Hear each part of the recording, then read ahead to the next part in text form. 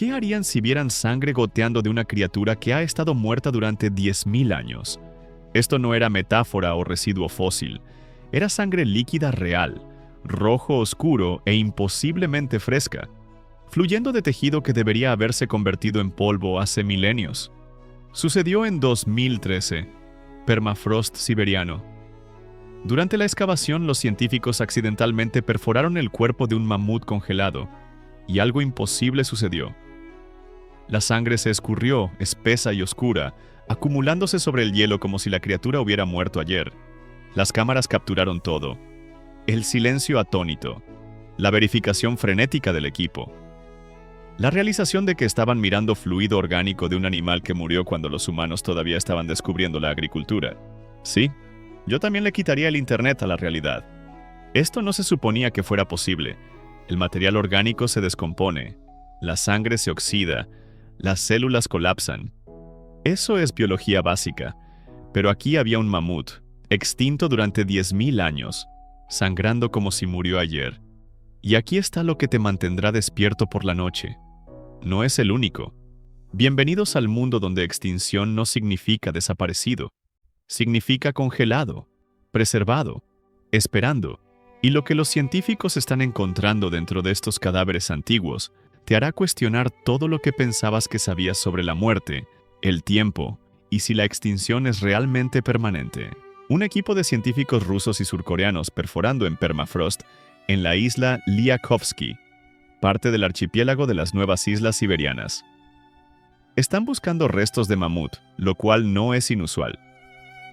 Siberia es básicamente un cementerio congelado para megafauna de la edad de hielo. Lo que es inusual es lo que encontraron. El mamut, más tarde nombrado Buttercup, estaba notablemente bien preservado. Todavía tenía pelo, todavía tenía tejido muscular intacto. Y cuando el equipo accidentalmente perforó la cavidad abdominal durante la extracción, algo extraordinario sucedió.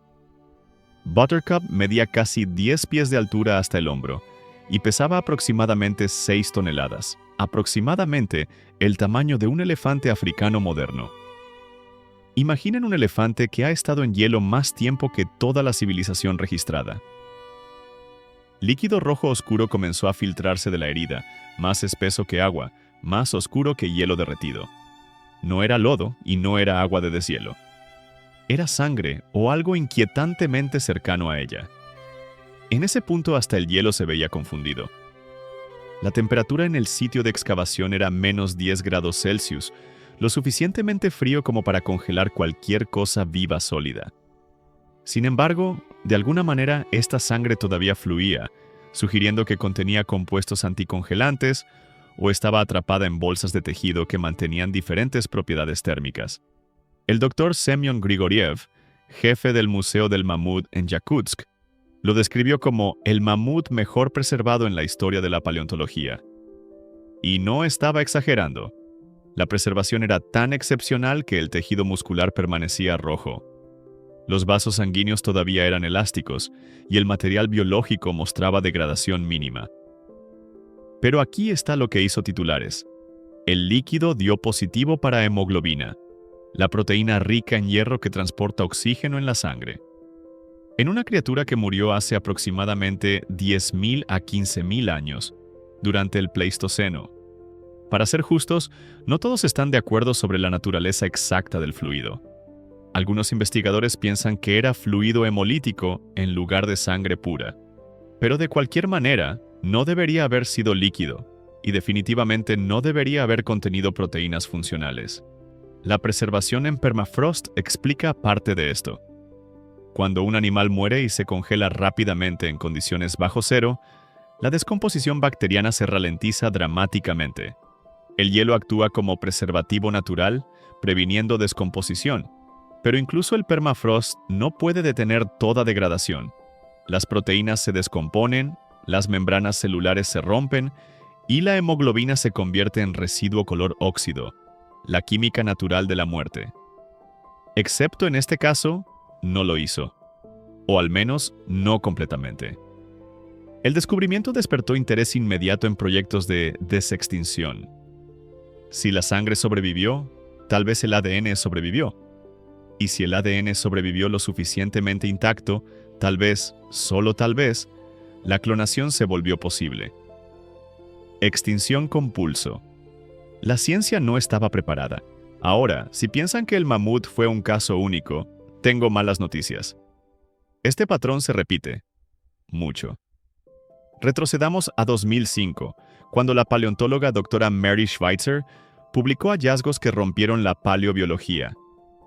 Había estado estudiando un fémur de Tyrannosaurus rex de Montana, de aproximadamente 68 millones de años.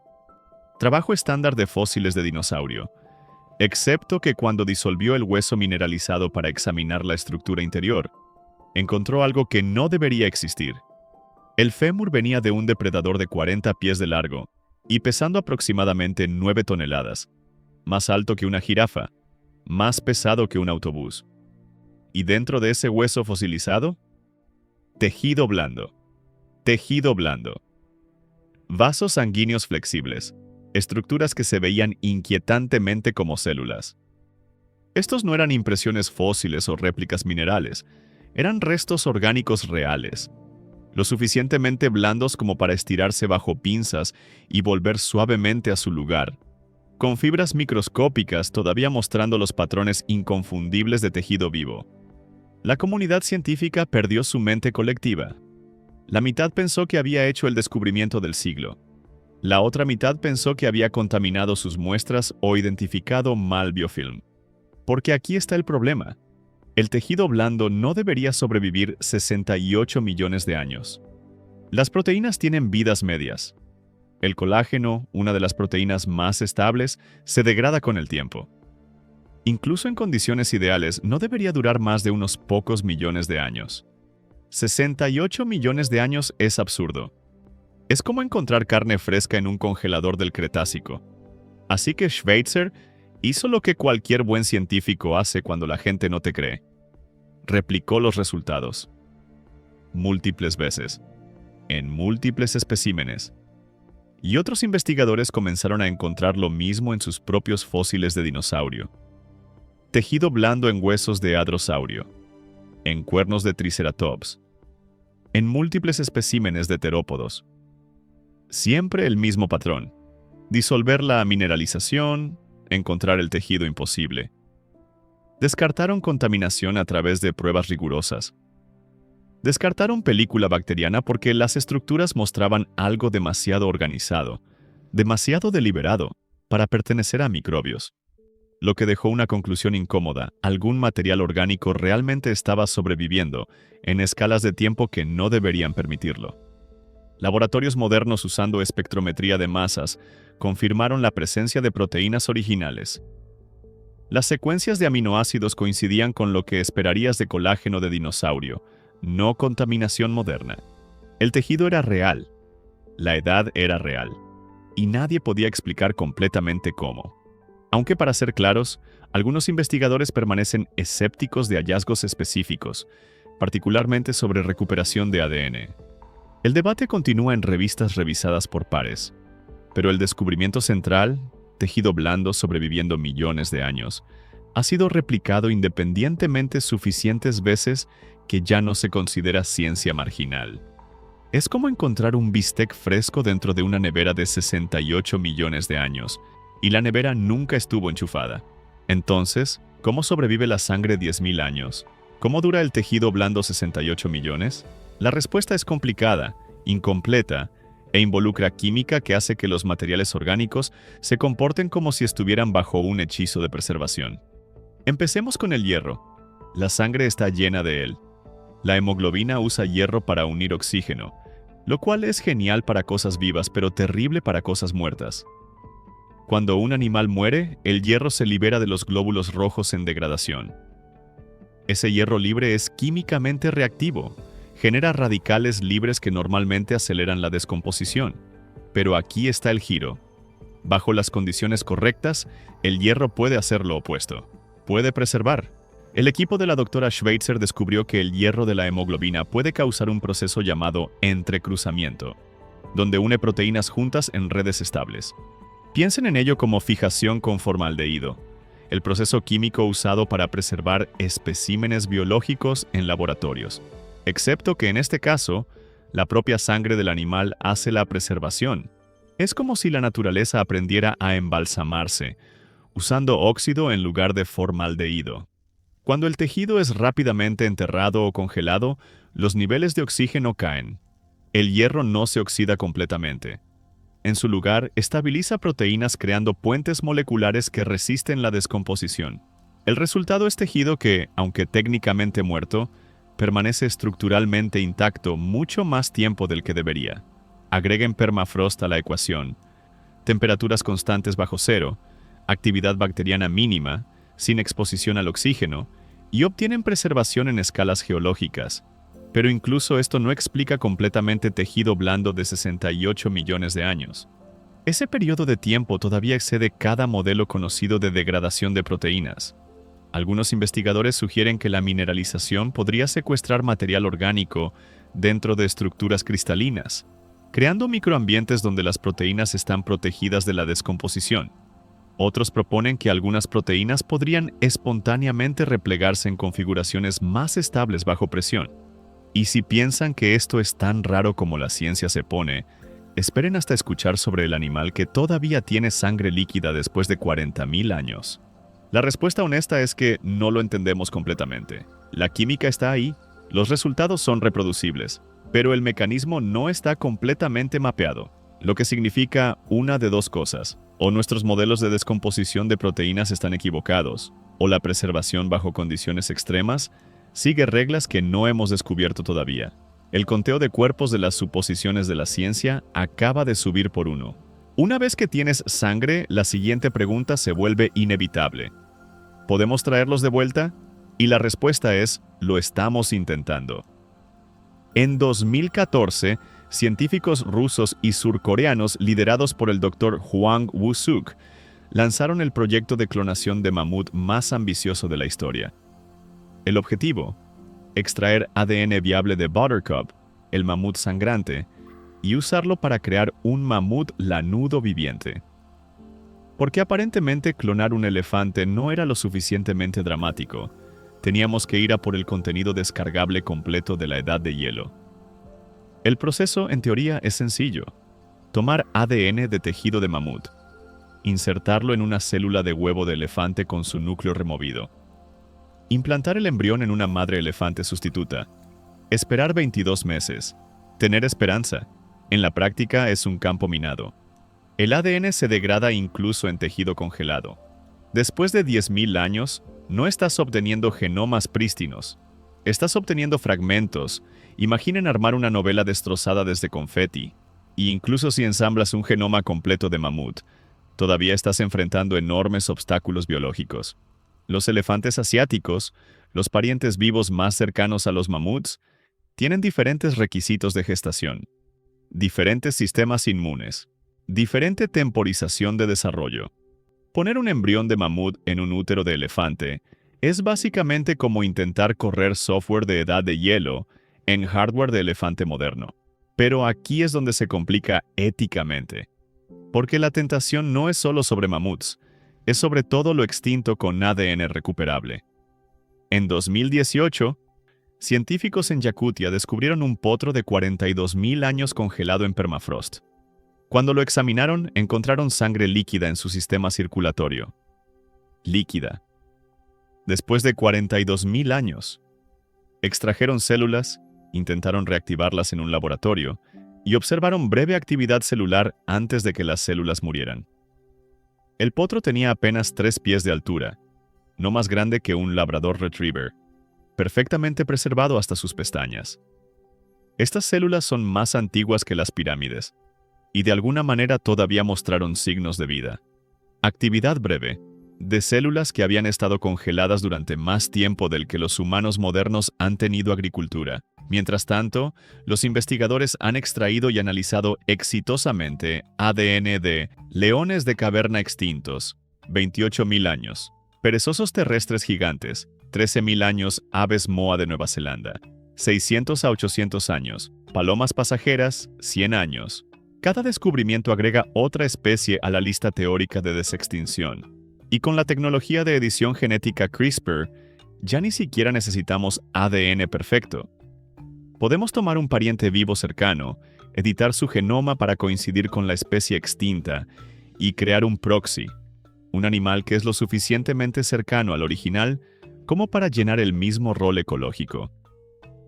El proyecto de renacimiento del mamut lanudo, respaldado por el genetista George Church en Harvard, está usando este enfoque. Están editando ADN de elefante asiático para incluir rasgos de mamut, resistencia al frío, depósitos de grasa, características de pelaje. El objetivo no es un mamut puro, es un mamfante. Un elefante diseñado para sobrevivir condiciones árticas y cumplir la función ecológica del mamut. Lo que plantea la pregunta, si no es genéticamente puro, ¿es realmente desextinción? ¿O solo estamos creando nuevos animales que se parecen a los viejos? Porque una vez que tenemos la sangre, la resurrección ya no es mito. Es cuestión de financiamiento. El mamut y el T-Rex son los titulares, pero no están solos. Mientras más miramos, más encontramos material orgánico que se niega a morir apropiadamente. En 2020, investigadores en Siberia descubrieron un cachorro de león de caverna de 28.000 años tan bien preservado que sus bigotes estaban intactos. Cuando examinaron el tejido muscular, encontraron células que retenían integridad estructural. No células vivas, pero células que no habían colapsado completamente en caos molecular. En 2016, científicos revivieron bacterias de 30.000 años del permafrost. Estos organismos no solo estaban preservados, estaban latentes. Una vez descongelados y provistos de nutrientes, reanudaron actividad metabólica. 30.000 años de sueño congelado, terminados con una placa de Petri caliente. Incluso más extraño, en 2000, investigadores extrajeron bacterias de cristales de sal de 250 millones de años y exitosamente las revivieron. 1/4 de 1.000 millones de años. Atrapadas en sal, todavía viables. Esto crea una categoría incómoda. Limbo biológico. Atrapado en algún lugar entre vida y muerte. Una condición para la cual la evolución nunca se preparó. Porque la naturaleza solo planea para supervivencia o descomposición, nunca ambas. No hay estrategia evolutiva para congelado durante 10.000 años, luego descongelado por científicos con motivos cuestionables. ADN antiguo ha sido recuperado de fósiles de caballo de 560.000 años, el ADN nuclear más antiguo jamás secuenciado, proteínas de diente de rinoceronte de 1.770.000 años, insectos preservados en ámbar hasta 130 millones de años, aunque la recuperación de ADN del ámbar permanece controversial. Cada descubrimiento empuja los límites de lo que pensábamos posible, y cada descubrimiento nos acerca a un mundo donde la extinción se vuelve negociable. ¿Dónde trazamos la línea entre muerto y vivo? Si las células pueden estar latentes durante decenas de miles de años, ¿están extintas? Si podemos secuenciar el genoma y recrear el organismo, ¿realmente se extinguió o simplemente lo pausamos? La respuesta es no sabemos. Y esa incertidumbre está impulsando tanto ambición científica como pánico ético en igual medida. El animal extinto que todavía sangra podría no ser solo un mamut en hielo. Podría ser cada especie que pensamos que perdimos, esperando en permafrost que alguien vuelva a encender el interruptor. Digamos que tenemos éxito. Digamos que clonamos un mamut, lo gestamos en un elefante y producimos un mamut lanudo viviente y respirando en 2026. ¿Qué exactamente creamos? Genéticamente es un mamut, pero nunca aprendió comportamiento de mamut. No tiene cultura de mamut. Creció en un útero de elefante con bioquímica de elefante. Su microbioma intestinal será moderno, no del Pleistoceno. Su sistema inmune encontrará patógenos del siglo XXI. ¿Todavía es un mamut lanudo? ¿O es una copia biológica de un mamut, como una fotografía impresa de un negativo dañado? Esta es la paradoja de la resurrección. Podemos recrear el cuerpo, pero no podemos recrear el contexto. Los animales no son solo ADN, son productos de su ambiente, sus comportamientos aprendidos, sus ecosistemas. Quita todo eso, y obtienes algo que se ve como el original, pero funciona diferente. Estamos parados en un cementerio y alguien acaba de darnos un desfibrilador. El equivalente científico de nigromancia, pero con financiamiento. Algunos investigadores argumentan que esto no importa. Si llena el mismo rol ecológico, pastando en tundra ártica, fertilizando suelo, apoyando poblaciones de depredadores, entonces cuenta como desextinción, función sobre pureza. Otros argumentan que crear especies proxy por curiosidad es éticamente cuestionable. No estamos restaurando mamuts, estamos creando nuevos animales con marca de mamut. Y si esos animales sufren porque están mal adaptados a condiciones modernas, estamos causando daño por novedad científica. También está la pregunta de ¿por qué? ¿Por qué traer de vuelta mamuts? Las respuestas usuales. Restauración ecológica.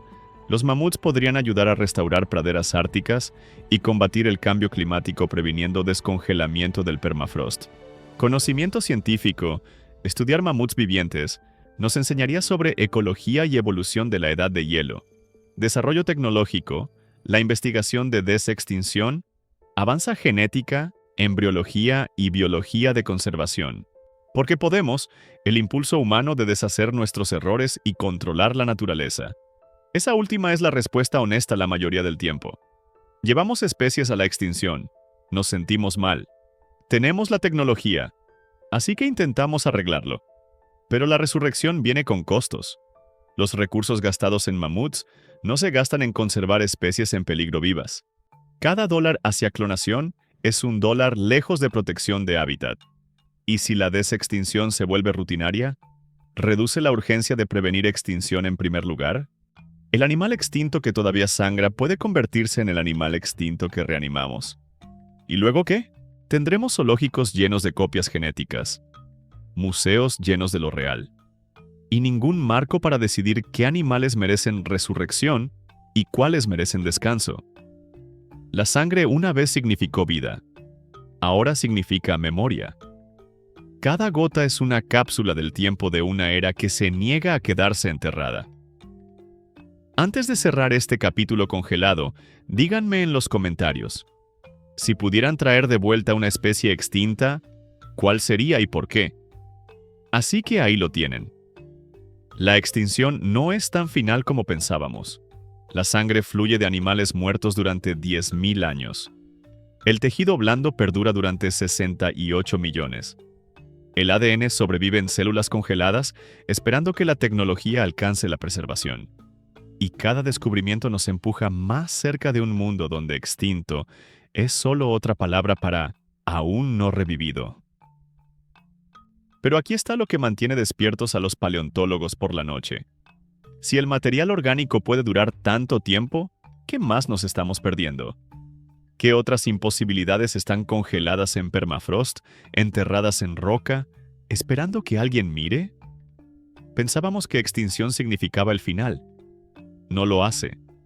Significa pausa, intermedio, una elipsis biológica esperando el próximo acto. Y mientras estamos al borde de la tecnología de desextinción, sosteniendo tubos de ensayo llenos de ADN antiguo y revisando nuestras cuentas bancarias, tenemos que preguntar, ¿solo porque podemos traerlos de vuelta, deberíamos? El mamut que sangró no pidió ser descongelado. No pidió convertirse en plantilla genética. Murió hace 10.000 años y esperaba quedarse muerto. Pero lo encontramos, lo perforamos, lo vimos sangrar. Y ahora nos preguntamos si podemos hacerlo respirar. Comenzó con una gota de sangre en el hielo y terminó con una pregunta que todavía acosa cada laboratorio. ¿Qué pasa si la extinción no es final, solo congelada? La extinción resulta sangra. Y cada gota es una decisión que no estamos listos para tomar. Gracias por ver, y hasta la próxima en Muerto de Curiosidad.